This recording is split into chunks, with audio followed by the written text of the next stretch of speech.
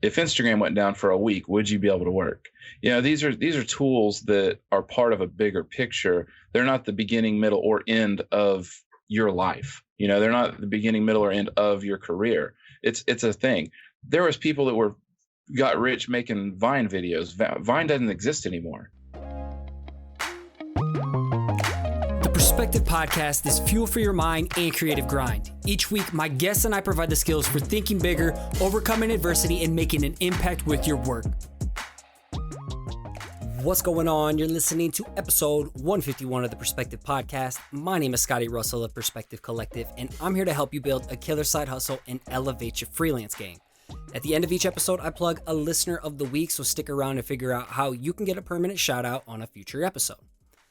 Quick little announcement: public open enrollment for round 2 of the 3-month Side Hustlers coaching program is literally right around the corner. I'm talking about January 6th through 12th to be exact. And this time around, we're expanding it to 12 slots. As we finish the first round this coming Sunday, the transformation these 10 creative souls are having are astounding.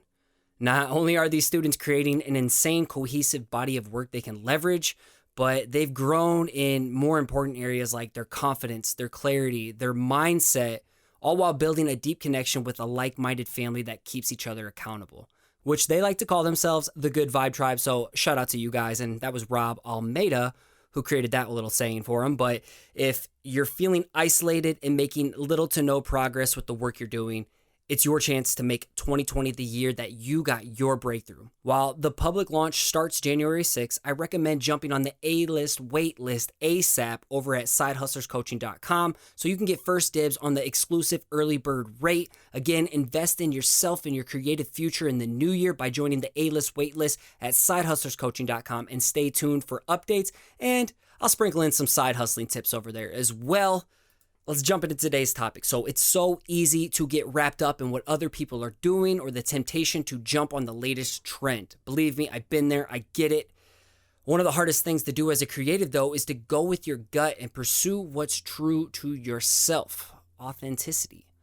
I like to call this staying in your own lane instead of swerving into someone else's and riding their wave. I feel this is self-mastery at its finest, and it's not something you can attain overnight. It takes years and tons of hard-learned lessons to get to the point where you're self-aware of the artistic voice that's blooming inside you and pouring out onto your canvases. I'm 5.5 years deep, and I'm just now feeling like I'm finding my true artistic voice as I construct the lane I want to navigate for the next 20 years.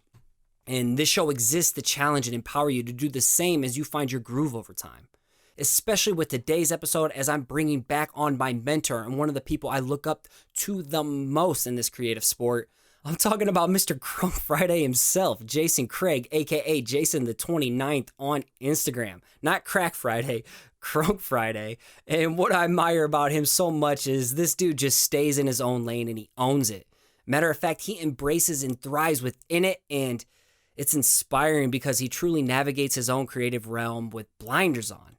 He's a Southern gent with a midwestern work ethic, crushing the full-time art and design game in Augusta, Georgia. When he's not out there winning awards or speaking on the biggest creative stages or being involved in the community, he's helping guide people like me through these rocky terrains to get to the green pastures on the other side. And he does this through witty analogies and his level 62 wizard-like advice, which you're here to catch a heaping serving of this throughout this episode. So take notes, strap in, and get familiar with this fine fellow as Jason and I peel back the layers on not carrying last week's stress into this week's success. God, I love that one when he talks about that. Finding what works for you and pursuing what feels like play, doing more of what you like and feels good, establishing rhythms, routines, and patterns, making your own plate at buffets, creative outlets, full-time freelance, and flash sheets. We overcome a lot of technical difficulties as drop this fire on you, and I have no doubt there's a nugget tucked away that you can apply to your creative grind. Before we get started, today's episode is brought to you by our friends and family over at Retro Supply. They are the leading provider of Illustrator, Photoshop, Procreate, and Affinity Design resources to make your work stand out in a fraction of the time. It's never too late to add new tools to your tool belt, so take advantage of this 20% off with my never expiring promo code Scotty20, that's Scotty with the Y20, through the special links in the show notes, or in my IG bio. So thank you, Retro Supply. You can find the sponsor link as well as the YouTube video of this conversation at perspective-collective.com/151. And do me a favor, if you found value in this episode, help me spread the good word. Please share a screenshot or a video of you listening or working to this in the background, better yet, and tag me at perspective_collective, no vowels, or perspective podcast, as well as Jason the 29th, so we can connect and reshare the love back. As always, keep an open mind and act on anything that inspires you today. Let's go.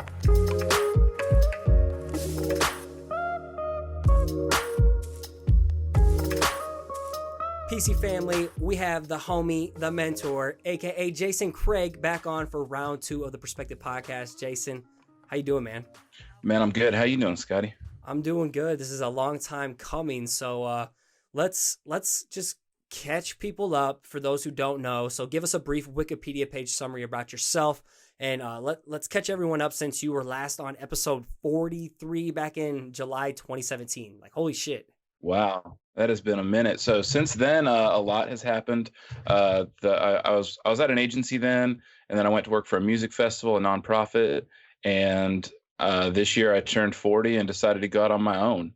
So I'm an illustrator, graphic designer. I get accused of being a letterer, but I would never insult letterers or anybody that even does lettering by saying that. But yeah, that's what I do. I'm a creative. You know, I like to illustrate. I like to do logos, and occasionally that they let me go around and talk at design conferences. And for those who don't know, that's how we met originally, was at Creative South. I kind of like headhunted you and boxed you in and be like, you will be my mentor. Something similar like that. But it was actually, so yeah, as a 3-day conference, as you know, intense. You're out late every night, and it was literally the last hour of the conference, and I get up to leave. And you're standing at the end of an aisle, and you're like, freeze, do not move. And that's how it started. We did a collaboration real quick after that. That was pretty successful. Drawn on a plane. Yeah. Yeah. And then we've hung out a million times since then. So that's the cool thing. I talk about the power of conferences, man. This is living proof right here of the homies that you'll meet. But recently I've been trying to do a round 2 for a while, and it slips my mind. You know, lots of shit going on, but I think I just wished you a happy birthday like late October. By the time this comes out, it's December, but we kind of just caught up from there and immediately just started getting into some deep texts, like right off the jump, talking about fatherhood and just you and where you are at 40 and doing your own thing full time. So let's continue to catch people up, so that way we can go deeper and people can soak up the value. But where we left off was like, we mentioned you and we go to conferences to get recharged, but now, since you're doing your thing full time, you're charged up every day, you know, and spreading that energy. Go more into that. Like, let's just pick up where we left off. Traditionally, and there's a lot of people that still do this. And whenever I give this advice, I just want to just give a disclaimer that all this stuff is what's working for me. And I think that everybody should pick up pieces of things from a lot of different resources, but there's not a one size fits all advice, career path, anything. You know, you just have to pick and choose like the things that work for you, you know. And so it's sort of like just going to the buffet and making your plate. Everybody's going to make a different plate, you know. And so this is what works for me. And you know, you think about that grind of a 40+ hour a week job, and a lot of times it's not the work part that anybody ever complains about. It's the emails, the meetings, the commute, you know, just anything, you know, what to pick for lunch, you know, just the stuff that surrounds that job thing. And having an escape where you go to conferences and other people say, yeah, I have that same issue. You know, I have a boss that I don't feel fully understands my abilities. I have coworkers that I don't think are as ambitious as I am, you know, and it kind of makes you feel better about it. And then you go back with a clearer head thinking, oh man, I'm not alone in these problems. Well, what I've found is whenever you get rid of a lot of those problems, you don't carry yesterday's problems into today, you know. And I posted the thing the other day, I was thinking about it, don't carry last week's stress into this week's success, you know. And that's the thing, whenever each day you're starting just fresh and excited to jump into it, it makes a huge difference. And at the end of that 40 hours, you've accomplished so much more. Now, I'm not saying that you have to get that by quitting your job, getting rid of your boss. I've had bosses that have changed my life, but figuring out how to get rid of that baggage is a great thing. Design conferences do help with you kind of packing those bags. But yeah, I think that figuring out how to wake up each day where you're not compounding the same problem, every day until Friday hits, and then you kind of refresh on the weekend, and then we all know what happens on Monday. It's like, oh man, I got to go back to work now. For me, it'll be Sunday, and I'll be like, man, I could do a little bit of work and go ahead and start my week. Like, I'm looking forward to Monday, and I have to discipline myself and be like, no, life is not about working.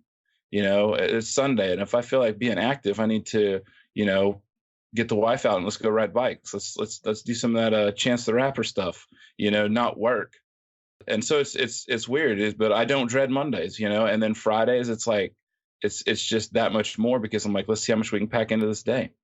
So coming from someone who doesn't do what they do full time, like you truly turned your work into play, no doubt. And I think a lot of people here are striving to do that. And I know there's a lot of people too that are listeners are like, dude, I love my day job. I just crave to like scratch that itch and do my thing, but I don't want to make it full time because I love my day job. So what would you say to someone like me? I mean, I personally don't live for the weekend. I make that a mindset. I enjoy my Crunk Fridays, but I don't want to funk Monday. Right. Yeah. Sure. But I live and breathe and work in this atmosphere where everybody's just like, oh my God, hey, almost Friday, 2 days away from Friday. Oh, it's on Monday. And it's hard. This is where I'm supposed to be at the moment. But not everybody has the access to the conferences, like what's some other things that you do? Like we talked about physical and mental health. Yeah. And let me split those into two things. I'm 40. And the reason that I'm able to do these things is not because I'm 40. It's because I've been designing for 21 years. For over half my life, I've been employed as a creative. And through those years, I've learned a lot of lessons, most of them the hard way. And I've had a lot of, on the job training that helped me figure out how to do what I'm doing now. I don't know that I could have done this 2 years ago or 1 year ago or 8 months ago, but 4 months ago, it was the exact right time for me to do what I'm doing now. How'd you know? I didn't. It was literally a leap of faith. The way that I think that I knew is that I started interviewing with some agencies and some other organizations, and I couldn't make it through half of the interview before I decided I didn't want to work there. There was one really high profile job that I was interviewing for and getting courted for, and about halfway through, I was like, listen, I don't want to work here, and I was just being honest, and it was kind of a big shock. And they're like, well, do you want to talk about money? And I was like, no, I don't. You're not going to get 100% of me, and I just don't think that's fair to split up, to just go do that somewhere where I'm not going to give it my all and be passionate about it, And I had the support of my family. I had a lot of support, and that's the biggest part. Is everybody around me said, okay, do this. We're behind you 100%. We're going to help you any way that we can. And you're not in it alone, and that's the biggest deal, is just being honest and being upfront with the people around you that it affects, because everything you do affects you, So if you're working late, that affects the people around you. If you build a routine around you working extra hours, that affects them, and especially like you have young kids, they're going to remember their daddy working all the time. Having little Scotty was like the biggest thing. Like, wow, my decisions actually affect other people. Like everything I do affects this little man now. So that tripped me out for a while because I realized how selfish I was. Yeah.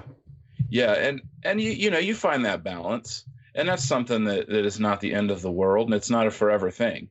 You figure out how to find the things that you like to do, because you could just as easy be out fishing all the time or out hunting all the time. I mean, plenty of people do that. We're not talking about that on podcasts about how you go hunting too much, and that's a pretty common normal thing. A lot of people have extracurriculars they do, and we just happen to really enjoy what we do. And so our hobbies and our work look very similar, but I think a lot of times the end results might be the same, but the motivation is what distinguishes the two. Something else we were talking about is just like creatives in general. We see a finish line and then we neglect everything, thinking it's about hustle, hustle, hustle. Nothing else matters in the meantime, like responsibilities of health, mental, family, friends, whatever. Like I've totally guilty of all that. But I think however the hell you said it was just like, damn, okay, yeah. How did you say it again? Just to give like a little bit of like a little back up to that story. We'd been texting, and it was one of those long texts. Me and you are going back and forth, and if you're typing that much, it's probably a phone call. We probably should have a phone call, but we're both running all the time, and it was a weekend, and you sounded like you were stressing. I mean, it sounded like you're stressing, not like in dire straits. I was in the middle of a 15-hour drive from Iowa to Texas, man, with all this shit going on between selling homes. And yeah, by the time this comes out, it's like I haven't talked to really anybody that another kid was on the way. So it's like there's just a lot of things that have been suppressed. Yeah. For sure. I'm like, holy crap, I'm drowning, dude. I needed someone to talk to. Yeah. And basically, you're saying, when does this, the message I got from it is like, when is there going to be some relief? When will this end? It's like, I'm swimming. When can I reach the life raft? When can I breathe again real quick instead of just trying to stay afloat? Right. So what I was saying is, you were stressing, and you're looking for some relief. It seemed like when, or just to know that this isn't the way that it's always going to be, and what I said to you was that a lot of times, and this isn't just whenever things are down, when things are good, anytime where you're putting in the work and you're building towards something, and then you can see the finish line, and a lot of us creatives, we're not marathon runners, we're sprinters.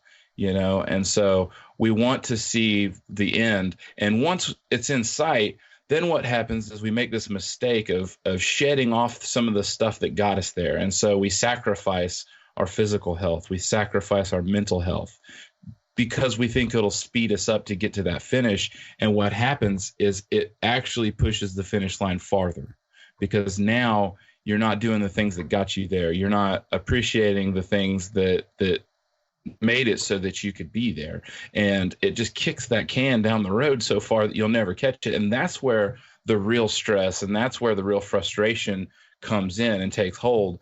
And my advice on that is, if you got so far that you can see the finish line, you need to keep doing those things. You need to keep waking up and doing the things and repeating those things that got you to within sight of that finish line, because the last 10% is the hardest.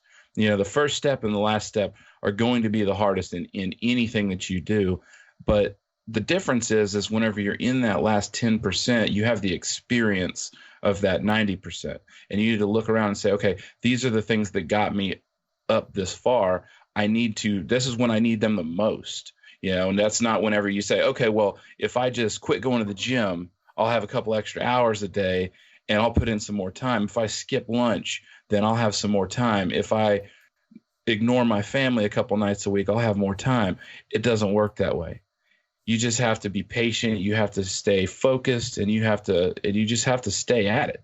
And you'll get across that finish line. And then whenever you get through there, the angels start singing, and it's the big payoff. And then you can sit down and say, okay, I did it. And you look back at what you did and you say, well, maybe I deserve to sit down for a minute and maybe buy me a new pair of Jordans or something, just to remember this experience that I've just done. And then, importantly, while you're thinking about that whole thing you just did, sit down and write new goals. Sit down and write down what is the next phase. Be in charge of it. Don't just wait to see what happens. Be proactive. And while you're in that success mode where you've just completed that thing, then sit down and say, okay, well, here's the list of things I want to do.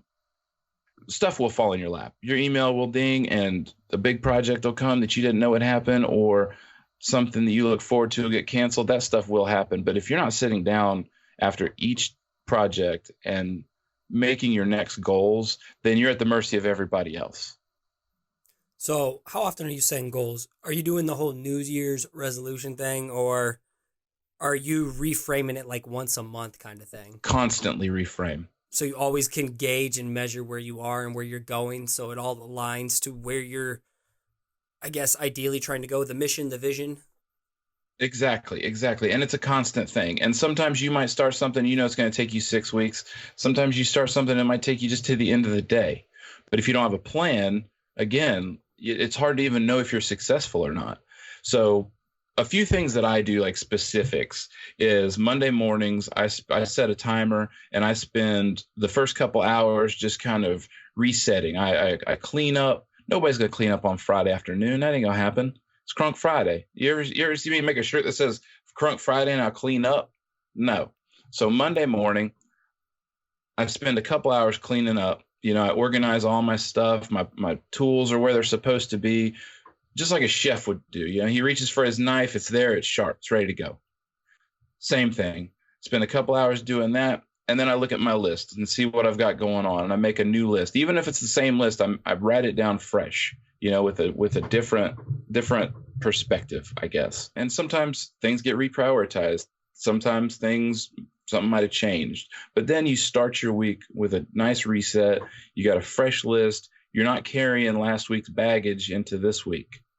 And it makes a huge difference, especially whenever you're enjoying what you're doing. It's sort of like if you got in your car to drive somewhere, you don't want your car to be filled with trash from the last trip you took. You don't want the McDonald's bag sitting in the floor. You want to throw new McDonald's bags in the floor. And so it's just the same thing. You do it with your work life. Clean up the space around you, have it tight. Know that whenever you need something, it's there. My mouse batteries dies. I got batteries in this drawer right here. It's not an emergency. Light bulb goes out. I got another light bulb over there.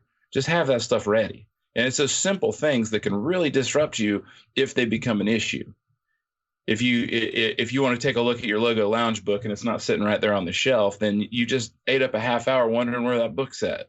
And then it turns into this thing where it's like, oh, yeah, I left it so-and-so. I'm going to call that person and see if I can get that book back. And then you start talking to them. And before you know it, one of those things on your list gets neglected because your book wasn't where it was supposed to be. And all that sounds very small, but it takes a lot of crumbs to make a loaf, and a bunch of little things adding up becomes something real. And then you look back on Friday and you're like, why didn't I get that one project done? That was only a 2-hour thing that I just couldn't get done. And it's like, oh, yeah, because I had this little minutia, all this little stuff, all these things that if I would have just on Monday taken care of, I'd be looking good on Friday. So you kind of have a weekly reset. Have you always thrived? I guess you seem like you're organized and you always have a plan of attack. And that's how I thrive as well, especially with the day job. You got 40 hours out of your 168 already allocated. So it's so important for side hustlers who run inside businesses to know what's important each week or each day. It is. So you thrive off a weekly reset and a weekly attack. I do. And just to me, it's no different than, say, an athlete. Quarterback throws the football. They analyze the throw. If he starts to throw it different, they say, no, go back to the way you were throwing it because that's what we're working on. You don't just do it willy-nilly every time. You do it consistent. Golf, baseball, basketball. Everything you do is consistency. And if you can't repeat your process over and over and over, how can you improve it? If it's always just rolling the dice and seeing what happens, you're at the mercy of fate and luck. And people don't pay for you to get lucky. They pay for you to be good at what you do. And the way to get good at it is through repetition, doing a lot of projects, doing them consistently, figuring out, reviewing them, saying, why did this one work better than that one? What was the difference? And the difference isn't always people. Sometimes it's circumstances. Sometimes it's the weather. Sometimes it's just the time. There's a million things that are factors in everything, and you have to be mindful of them. Somebody comes up to you and says, oh, how did you think of this? And you go, I was in the shower and I just thought about it. Well, if that was really a successful option, then every agency would have a dozen showers in it instead of stand-up desks. Everybody has showers in their cubicles. Right, yeah, we'd all have showers in our cubicles and be like, oh, I got an idea for you. Let me just jump in the shower here and I'll come back out with it. It's great when it happens, and I love when lightning strikes and I just suddenly have an idea that came from nowhere, but it didn't come from nowhere. It came from 40 years of experience. It came from living. It came from traveling. It came from meeting people. It came from all the things that add up in your brain, and then it connects for a purpose. It's not luck. It's preparation. So you thrive off rhythm, routines. Absolutely. Same. And it's not all grind, especially when you're doing it full time. You got to make time for the other things. You were talking about taking care, self-care. Self-care, yeah. And putting that first then makes a breeding ground for more creativity. is how you were saying, like when I go to the gym, that helps me decompress all the stress. It makes me stress less. Yeah. And I feel like there's a whole new room in my brain, in my mind, where like my thoughts are firing again, or I have this new energy to go tackle this idea really, really quick before I go to bed. Explain a little bit more like that. Sure. Well, I'm guilty of this where I'm always in this meeting in my head. I'm always in this meeting with myself. I wake up, I'm in a meeting, and I'm everywhere. I'm in this meeting that never stops. That hits home. That hits home for sure. So you're always in this meeting, and it's like, how do you get out of this meeting? And for me, it's riding my bike. I got a bicycle, and it whenever I'm on that bicycle, man, I don't think about anything but the task at hand. And it's great. And I try to get out and ride it as much as I can. And I was going like 3 times a week, riding 50, 60 miles a week. And it's great because it gives me a way to just clear my head and not be in that meeting anymore. And it's a healthy thing. Riding 60 miles a week on a single speed bike up and down hills is going to help you. It's going to get your everything right. Same thing with you, going to the gym. Some people do CrossFit. Some people participate in a team sport. Some people ride a skateboard. Whatever it is that kind of gets you out of that meeting, try to make it something positive, because you can drink yourself out of that meeting too. That's not going to help you. Not long term. Drinking is fine. I drink more than I should, but I don't do it because I'm trying to escape something. I don't do it so I can make the voices shut up and say, hey, you better get to work tomorrow. Drinking's not your outlet. It's not my outlet. It's not. And I've made that mistake before. I've made that mistake where I felt like just drinking all day, that was gonna kind of cure some problem that I'd never really put my finger on.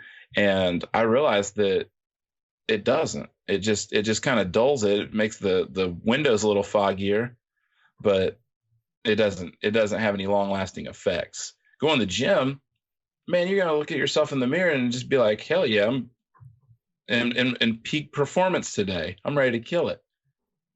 You can't do that if again, that baggage, if you're carrying yesterday around with you today, you can't be 100%. So if you thrive off a routine, you got your rhythm, your day by day. This is maybe around the times I wake up. This is when I throw down first. This is when I go work out or go to the gym, family time. When you have this schedule, how do you make time to play?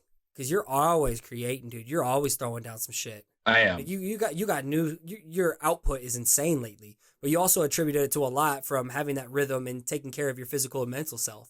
I've seen your work just elevate in this last year, for real. Thank you. Well, I was doing the 40 plus 40 thing, and that's what I call the 40 plus 40 is the working 40 hours at the day job and working 40 hours for myself. A lot of people do that routine, and for some people it works great. I was doing that, and both suffered. I feel like that I did some good work during those times, but I just don't feel like I was 100% to either one.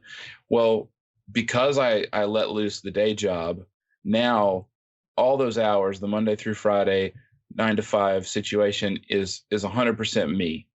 And it's that level of, there's not a dull moment. There's no downtime. I'm getting 40 hours of creativity out of myself every single week. And I'm able to do it on the clock. There's a lot of times where I will take my lunch and I'll take a half hour and I'll get back to work. And then at the end of the week, when I kind of review and evaluate, it's like, I need to be taking that hour lunch. I could go ride my bike or something. I don't necessarily need to just jump right back into what I was doing. I need to clear my head and get out of that meeting, refresh. So the time for play, actually, I've got a lot of it now. If you ever see where I haven't been on a cruise in the last 6 months or something, you'll know something's wrong. But I just got off a boat 2 weeks ago. And I'm finding all kinds of time. I love to travel. I love going to these conferences. It gives me an excuse to see new cities. So, but the difference, though, working from home now, I do have an office in my house, and it's going well, but I have to make everything a destination now. So whereas before I was right in downtown Augusta and I could walk out the door, get refreshed by talking to people, I've got to kind of make that a destination now. So I have to figure out ways to, be out there and be seen, because I thrive off of the energy of other people.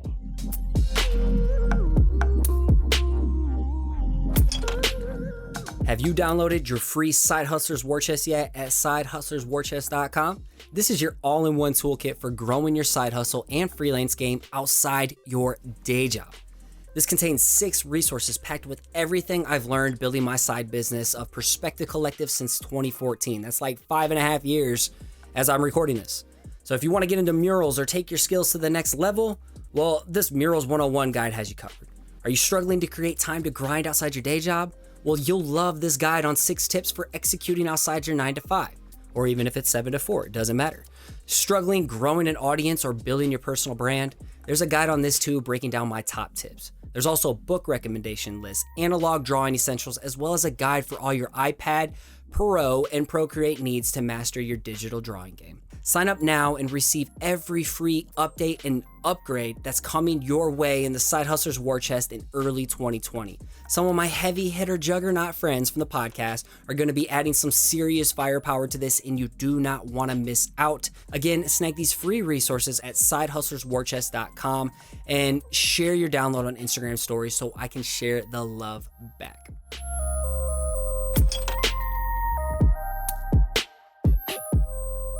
So when do you make time to like draw for yourself though? Like, cause is most of your full-time work now just all freelance? It is. It's all freelance. So when do you draw for you?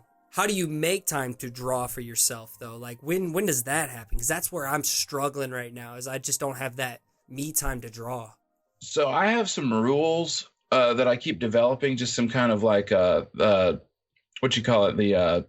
standard operating procedures. And so one of them is that I want to draw every single week. And if I haven't drawn anything by Wednesday morning, like on my little list of to-dos, Wednesday morning, if I haven't drawn anything, then I start off Wednesday morning by drawing. And I'm fast, so it's not an all day thing. You've honed your style though. Like you've got 21 years. Right. So a lot of stuff that you see me put on Instagram, like that stuff, I spent like an hour on that. The thing I put up yesterday with the drink and draw, like there was a guy here measuring my house for floors, and I grabbed my iPad and did that while he was measuring the house, so it's not a day long thing for me, which again, it's what I've been doing forever. So whether it's good or not is for everybody to decide, but it doesn't take me a long time. So either way, whenever I'm doodling and stuff, I do control that. I don't turn anything into a big long project unless it's supposed to be a big long project. But yeah, so one of my rules that I have for myself is if by Wednesday morning I haven't drawn something. And by drawn something, you mean drawn for yourself, not necessarily client work? Okay. For myself. I like that. Yeah. And because there's a lot of times in my work, I'll draw things and I sketch a lot and all that. I'm not seeing a downside to having this iPad. I thought about a while back, taking a month off and just drawing every single thing by hand. And I was trying to think of the benefits of that. And I was like, I don't see a benefit to it. It would just add those steps back in. And I am a traditionalist, I'm a traditionalist, but this thing is just, it's a revolutionary piece. Cuts out hours of your time. Yeah. Do you find yourself like when you are drawing analog, you start like tapping and pinching whatever piece of paper or chalkboard? Yeah, I'm like, oh my God, I've been on the iPad too long. Or just after you draw it, and then you say, okay, now what do I do? You got to find something to take a picture of it, and then you got to like scan it in, take it into Photoshop, bump up and down the contrast and levels, then possibly digitize it. Like, yep. You can get to A to Z without having to do B through Y. By yes, yeah, that's right. But seriously, if they charged you for every time that you airdropped a file to yourself, I'd be bankrupt. Same. Like I airdrop just nonstop, just right here, just airdrop. Are you Procreate? Yeah. I love it. Photoshop just recently came out now for iPad as well. Yeah. iPad Pro. So I'm like, ooh, and then Adobe Fresco. Everybody's trying to take market share. It's crazy. And it's good. I'm going to come out with, I'm working on a set of brushes right now. Same. So I'm trying to get some passive income going, making some brushes. Let's not overlap. So don't bite my style. You keep it to yourself. That way nobody's going to have anything like what I have. I'm the guy that bags up chicken bones. I'm going to make Procreate brushes that nobody would ever want and everybody will buy. Yeah. For those who don't know, it was at Crop 2019. You found a bunch of like chicken bones and bagged them up with some nice little decent branding and sold chicken bones. I've sold rocks before. I bagged up IKEA Allen wrenches and sold those. That's all a lesson in not taking it too serious, Hustling. Well, you go to conferences or anywhere where creatives, super talented creatives are selling what they've made. And like you said about overlap, take enamel pins, for instance. There's a million enamel pins. And just as soon as you see the coolest, best one, somebody else drops one. It's like, oh my God, how did they think of that? And it's just, man, it's the competition is crazy. And you can only charge so much for an enamel pin. For me, when they zig, I zag. And so if you're selling enamel pins, I'm going to sell chicken bones. This overlaps so much with creatives who are trying to stand out, yet they're so focused on fitting in by riding a trend. Like I literally see, I'm not going to name names, but I literally see like one dude who's like built a huge audience of doing this style lettering. And then there's like 3 people who are literally doing the same style, same mock-ups, same shading, same detailing, same layouts, compositions. I'm like, sure. I get like learning from someone, but like trying to grow an audience by riding someone's coattails. But you're talking to perfect, like when someone else zigs, like zag. Right. How are you going to stand out and rise above the noise? Right. Like you're doing something familiar in an unfamiliar way. I think that's like one part of the formula. But like someone's going to remember your merch booth out of the other 20 dope merch booth artists and everything that's set up. Like they're going to remember that dude sold fucking chicken bones. And then I went and bought one of his posters or his grab bags, And it's interesting to see the people who get it on that deeper level, because it's not just a Ziploc bag full of chicken bones. It's a message, and it definitely resonates with some people, and they get it. And I think that part of it, it's like what you're saying about biting styles and copying and trying to be with the trends and all that. If we were in a different industry, say that we were plumbers, all right. Every plumber has to plumb every house the exact same way. Every plumber has to go to Lowe's and buy the exact same materials that have been approved by somebody else. Imagine if we had to have approved shapes, I don't know, approved Procreate brushes to do all of our logos, and that every logo had to fit a standard.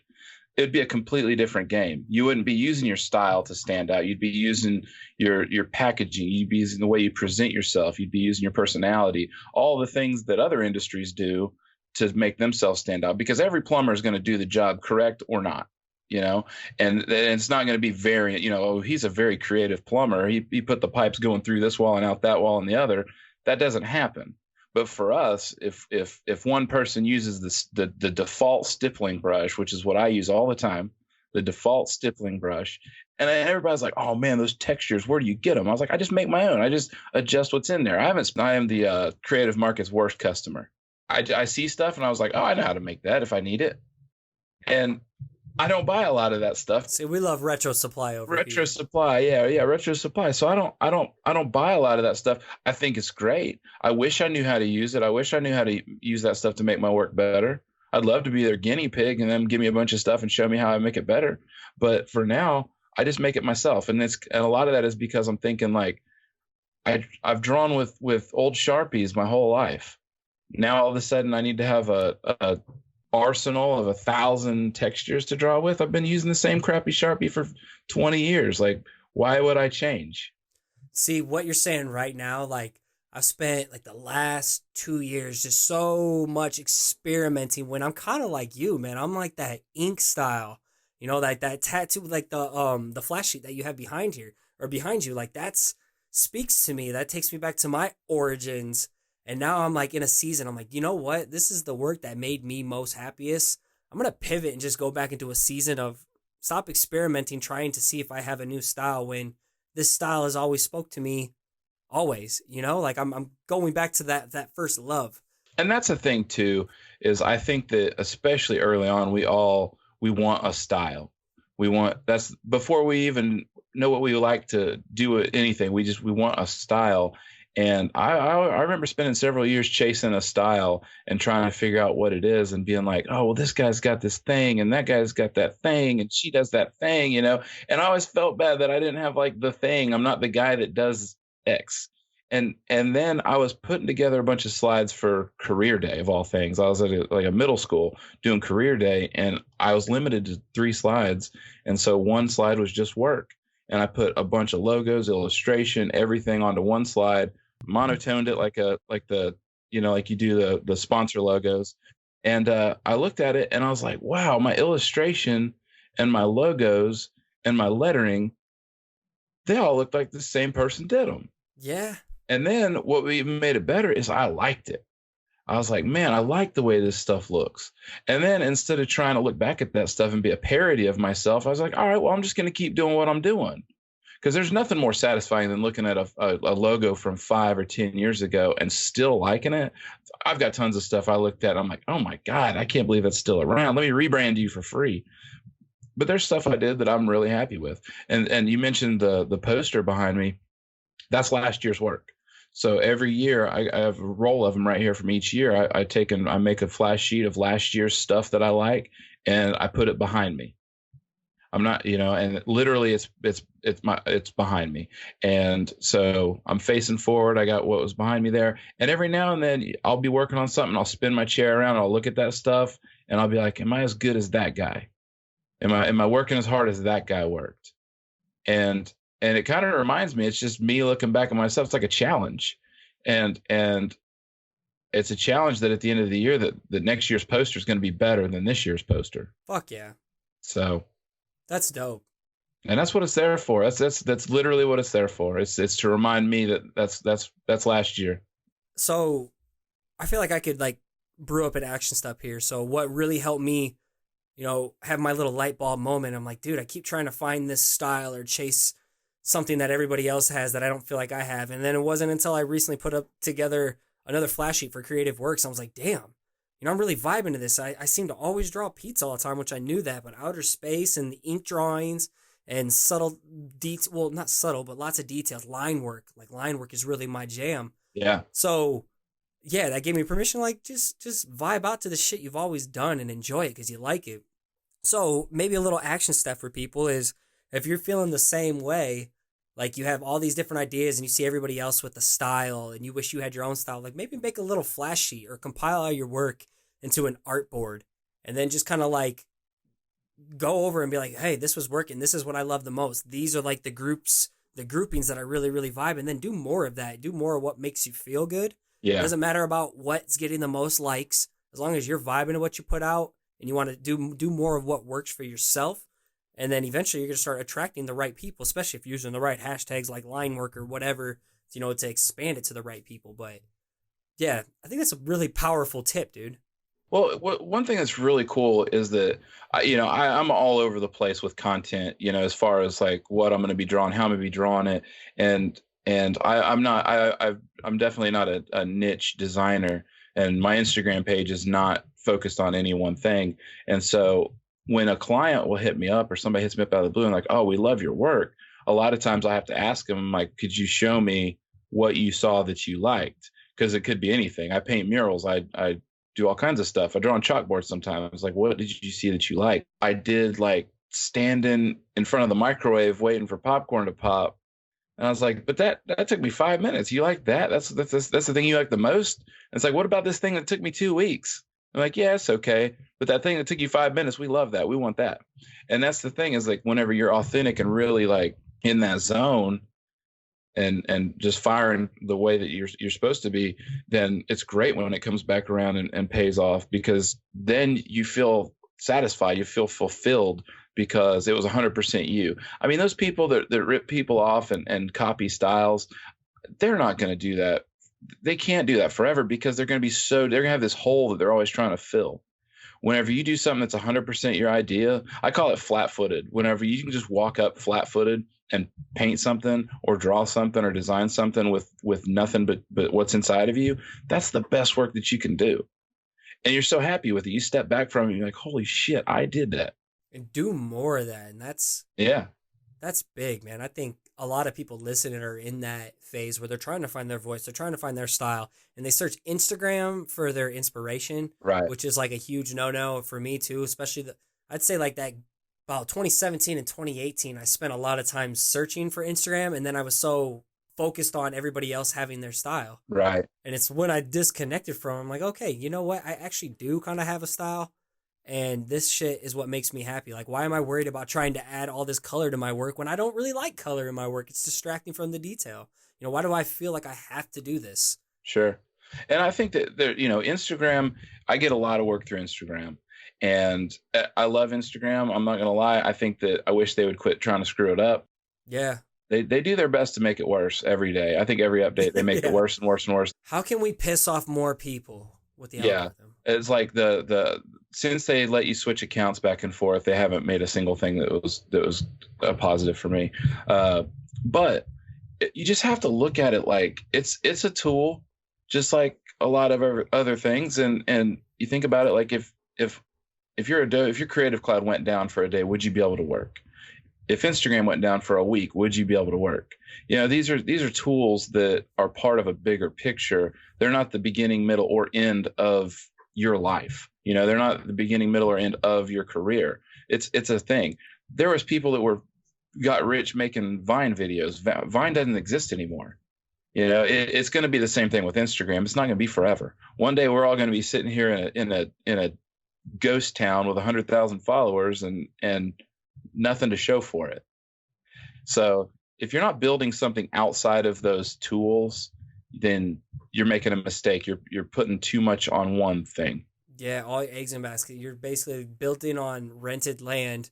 If the landowner goes bankrupt and comes and just bulldozes that shit, how are people going to find you? So that's like another tip. Like, where else can you put some eggs in another? Like for me, podcast, email, newsletter, Instagram. That's kind of like my playing field. Sure. It's evergreen. There's a lot of touches, and that way different people are going to find you. Yeah, it seems like there's nobody on earth that's not on Instagram or not on Facebook, but I meet plenty of them. I meet them all the time. I meet people that found my work through the real world. They saw a thing I did in a restaurant. They saw a thing I did at a bar. They saw a buddy at the pool had a koozie I designed. That's where trends really live and die, is out in the real world, not on Dribbble, not on Instagram. For sure. Before we go into rapid fire, let's tap into these a couple questions real quick. Last two. This show is Fuel for Your Mind and Creative Grind. Big time on the fuel part. So yeah, it's something I've really had to look into. Really do a deep dive into myself. Like, what are those internal and external forces that fuel my grind? What gets me pumped to get out of bed each day to throw down, even when it's not convenient, even when I'm tired as hell? So what are your either internal or external forces that, fuel your grind? So I'm still in this honeymoon phase of working for myself and being my own boss. And so I'm still so hyped about coming to work every day and getting to choose what music everybody listens to. I've got Employee of the Month every single month so far. Just being able to not have another person tell me what to do day to day, I'm still glowing from all that. I mean, I have my clients, and my clients are great. They're no different than any other clients. They didn't just magically become different than they were before. But I've always respected my clients and love them. But it's so cool to not have to come to work and be like, oh, how is this other person's mood going to affect my mood? That's an interesting thing to be able to say. And I'm still kind of in that. So right now, because this is so new for me and I'm continuously learning, I'm failing at things every day. My first paycheck that I made myself, I accidentally mailed myself a physical paycheck, and in the to line it said Jason's Bank of America account. And I called the bank. She's like, "Yeah, you just go to the bank and you sign." I was like, "I know how a check works." I just didn't realize I'd mailed it to myself. So I'm learning a lot of stuff about being in business for myself, learning about the stuff that everybody talks about, taxes and all that. But there's just day-to-day things. I did a big production job where I misspelled something because I don't have another person around me to check my spelling. So that's an issue I had to address. A lot of failures. If you're not failing, you're not trying hard enough. And I'm learning new ways to fail every day. And that kind of motivates me. It's not like I want to fail, but I heard somebody say, if you're not willing to fail 80% of the time, then you're not doing it right. And I was like, I don't know if I want to fail 80% of the time, but wow, that makes me feel good about failing every once in a while. Chris Doe, last week's episode, speaking of the future, he said failure was the tuition you pay for success. And I was like, dude, that's true. So true. Sure. Well, I mean, you think you've talked about going to the gym a few times today. You lift weights until your muscles fail. That's how they grow. If you're just going and lifting the small weights, you're never going to grow. So it's the same thing. Yeah, bicep curling fives every day. Why am I Sure. not creatively swole, dude? All right, last question then before rapid fire. What's one piece of advice you'd give to yourself when you were just starting off? Well, I don't think that I would tell myself that I'd still be doing it because I think that I've never taken this career for granted, and I think that if I knew that when I was 40 I would have made it and be a creative like I am, that I might not have done the things that I've done that got me here. So I think that the advice I would have said to myself is keep at it because it's never going to get easier. And it doesn't get, I mean, it gets easier, don't get me wrong, but it's just like what I was just saying about lifting weights. You put more weights on. There's always the next level. Sure. Yeah. You get to the mountaintop, you see another mountaintop, you go climb it. It's like you never fully truly arrive at a destination, as there's always a new destination. Exactly. Exactly. Word. Okay, rapid fire. If you were on death row, hey, everyone, everyone. This is where how Jason spun it one time. This is where this question originated. I said before, I think it was just like, hey, what's your favorite slice of pizza and where? But Jason, Jason's the one who helped me craft this one. So if you were on death row, Yeah. what would your last slice of pizza be? I've been asking this ever since, man. Threw some urgency on that question. So last time I want to give the same answer, but last time I said that square pizza from school, I think was that first answer. Soggy on the bottom a little Soggy bit. on the bottom. It's like they got the holes, like it's like a big cracker. So I'm gonna change my answer. I'm gonna amend it. I go on cruises a lot, and Carnival has 24-hour pizza on the boat. Did you know that, Scotty? That you get 24-hour pizza on the boat? No, I've never You cruised. might want to look into the cruises. So you get 24-hour pizza, and this last one they made. I hate to be like this way, but they made this like real thin crust, like arugula and olive oil situation that with prosciutto on it. And man, I hate to be that uppity in my days to go from school lunch pizza to eating arugula pizza on a cruise ship, but that's where I'm at in life. Damn, you're like made men status now after amongst us mere peasants who order fucking Domino's, and then you went from school lunch pizza to prosciutto on your pizza on a cruise. Like, That's right. damn, Mr. Bottle All Popper. since episode 43, that's where I've come. Since episode 43, I've went from school lunch to cruise pizza. That's a big transformation, man. Okay, early bird or night owl? Definitely early bird. I get up at 5 a.m. every day.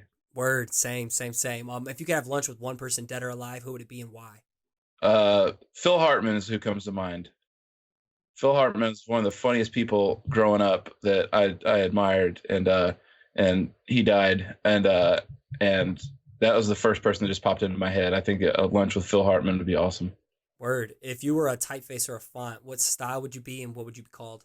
I would be black letter, and I don't know if it has a better name than that. Let's just say it'd be called Crunk Grotesque. That's good. That's probably the best answer yet. Okay. What do you do for fun when you unplug and recharge? I know biking was one of them, but what else? Biking was one. I play disc golf every now and then. I haven't been out in a while. Disc golf is a lot of fun. Just traveling, just getting out and seeing stuff, going places, going to Atlanta and spending a weekend, going to shows, seeing friends, just doing that kind of stuff, traveling. Where can people go to follow you online and support you? And what kind of conferences are you going to be at in 2020 so people can connect?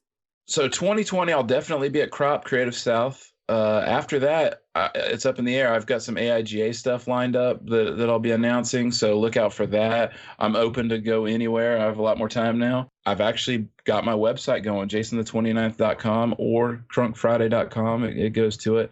So my website, after all these years, I finally got it. I'm happy with it. And not too many people say they're happy with their site, but I'm really happy with mine.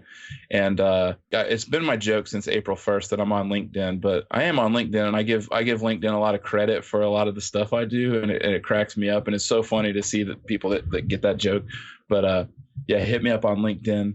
If you're listening to this, you probably already follow me on Instagram. But yeah, jasonthe29th.com is where people that want to work with me can really, the serious folks will hit me up. If you hit me up on my DMs, then I'll be like, go to my website. So if you want to work with me, just start at the website.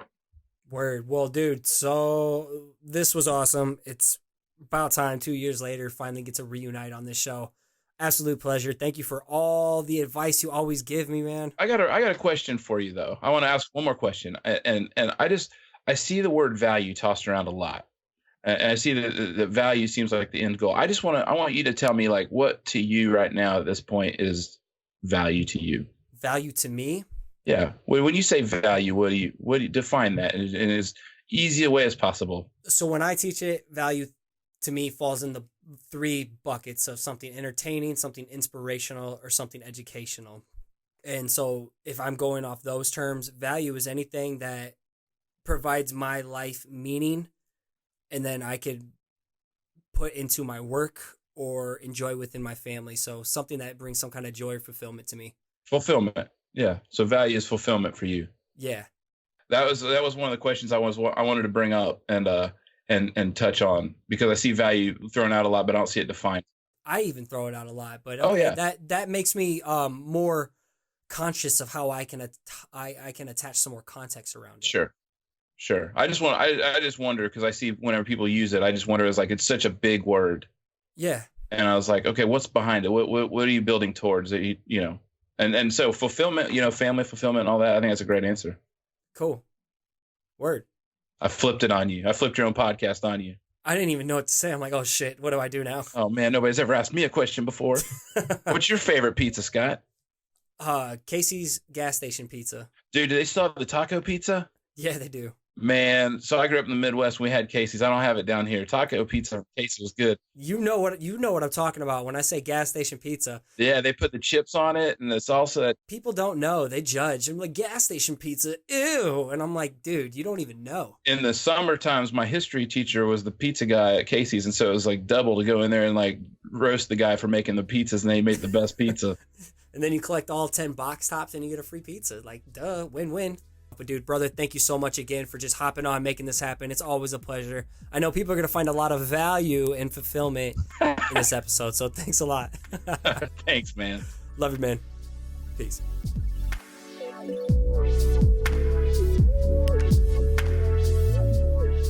PC family, there you have it. Jason Craig, aka the king of Crunk Friday, not Crack Friday. That would be ridiculous. Jason is the kind of person you want in your circle, and he's just a great person to connect with. So, with that being said, do what you do best. If you found value in what he had to say today, go blow him up on Instagram right now and tell him what your biggest takeaway was if you took notes. Much love to you, Jason. I appreciate every little thing you've ever done for me, brother. For real, I can't wrap into words how grateful I am of having you in my life. So if you think someone else needs to hear this message, please share it with your friends, your family, or your following. It makes a bigger impact than you think. And if this show has helped you along your creative grind, there are 2 ways you can support what we're building here. One is by financially backing the show on Patreon, like my family at Iron Bean Coffee Company does. Or you can subscribe and leave a rating and review on Apple Podcasts or iTunes. It not only helps the show climb up the charts in the arts design category, but it staples you in as a permanent listener of the week, like this week's listener of the week. They title this one, A Side Hustler's Tool for Their Toolbox. And this comes from Michael A. Yarbs from the US. They said, buckle in, it's a little longer one. As a full-time creative looking to figure out how to balance a day job and side hustle passion myself, Scotty leads by example as a full-time professional by day and podcaster by night. Each episode brings value to his listeners and makes us feel a little less alone in the journey. His episodes are made of some short, helpful insights and longer interviews. I always look forward to his interviews because they always ask insightful questions to bring out the best knowledge nuggets to the surface. He's great at bouncing ideas off his guests. Thank you very much. At the end of every episode, he encourages listeners to tag him in a pic of them listening to the podcast while they work. He is one of the few who does an amazing job replying to each of his followers when they tag him on social media. I look forward to more insightful talks and love the community that he's built. Like, that is a huge reason. Thank you. Wow. Thank you so much for writing such an in-depth review on this one. And I sincerely try to get back to every one of you. The reason why I ask you to share the episode isn't just to promote the episode. It's literally for a reason for me to connect with you and have a conversation with you and get to know who is listening to the podcast so I can serve you better. That's why I do this. This is what this show is about serving you. And that's just one way I can do it. So thank you so much for a review like this. It truly means the world to me. And as I sign off, I got to give a huge shout out to my podcast editor, Anya Brennan, executive assistant, Paige Garland, video specialist, Colton Bacher, and Nick Jenkins of Bluka for all the dope theme music you hear on this show. Follow, support, and listen to his work over at Spotify, as well as SoundCloud and Instagram. That's Bluka, BLOOKAH. And as you finish off your week strong and finish off your year strong, I want to encourage you to keep showing up, keep putting in the work, and keep creating. You got this.